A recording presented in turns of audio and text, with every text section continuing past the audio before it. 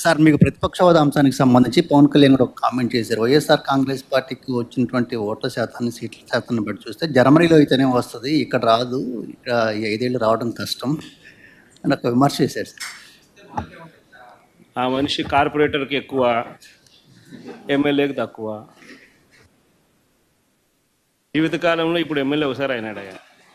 దేవుడు తీసుకెళ్ళినటువంటి తండ్రి శవం, నువ్వు పంపించినటువంటి బాబాయ్ శవం, ఈ రెండు చావు మేళాలు కలిసొచ్చి నీ విజయానికి బ్యాండ్ మేళం అయ్యాయి. కానీ లేదంటే నువ్వు అసలు కార్యకర్తగా కూడా పనికిరానటువంటి ఖైదీవి. నువ్వు ముఖ్యమంత్రి అవడం ఏంటి మా దరిద్రం కాకపోతే?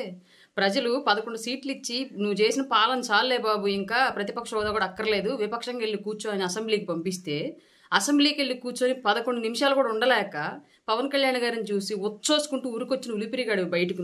నువ్వు కూడా పవన్ కళ్యాణ్ గారిని మాట్లాడవేనా? 11 సంవత్సరాల పాటు అధికారం అంటే ఏంటో తెలియకపోయినప్పటికీ కూడా పోరాడి నీ ప్రభుత్వానికి తొడగొట్టి నిలబెట్టుకొని పార్టీని ఇవాళ రాష్ట్ర ప్రభుత్వం యొక్క గెలుపుతో పాటు కేంద్ర ప్రభుత్వంలో కూడా ప్రాతినిధ్యం వహించినటువంటి వ్యక్తి పవన్ కళ్యాణ్ గారు.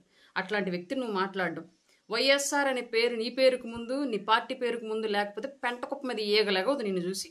నువ్వు కూడా మాట్లాడమేంటి బా చండాలంగా. ఇక రాజకీయాలకు పనికిరావు కానీ సర్దుకో సల్లగా, కేసుల వారం తేల్చుకొని ఆస్తుల సెటిల్మెంట్లు చూసుకో. ఇంకా చెల్లి తల్లి కూడా ఉమ్మెత్తేస్తున్నారు. ఇక నీకు ఎందుకు? ఇంతకుముందు ఆంధ్రప్రదేశ్ రాజకీయాల్లో కేఏ పాల్ గారు ప్రెస్ మీట్ పెడితే జోక్ ఏముండిద్దని చెప్పి చూసేవాళ్ళు. ఇవాళ ఆయన చూడట్లా, ఆయన మరిపించి జోకర్వి ట్రోలర్ నువ్వు అయ్యావు ఆంధ్రప్రదేశ్లో. నువ్వు ప్రెస్ మీట్ పెడితేనే మేమర్స్ వచ్చేస్తున్నారు ఏం మాట్లాడాడు అని చెప్పేసి. అట్లాంటి సిచ్యువేషన్ అయిపోయింది నీది. నువ్వు పెద్ద నాయకుడివి, కర్మగాలి. ఆంధ్రప్రదేశ్ దరిద్రం కొద్ది ఏదో ఒక్కసారి ముఖ్యమంత్రి అయినంత మాత్రం నువ్వు పెద్ద దేశకి నేతలాగా నువ్వు ఫీల్ అయిపోయి మాట్లాడడం మేమందరం వెర్రపప్పలాగా వింటాం. మా కర్మ.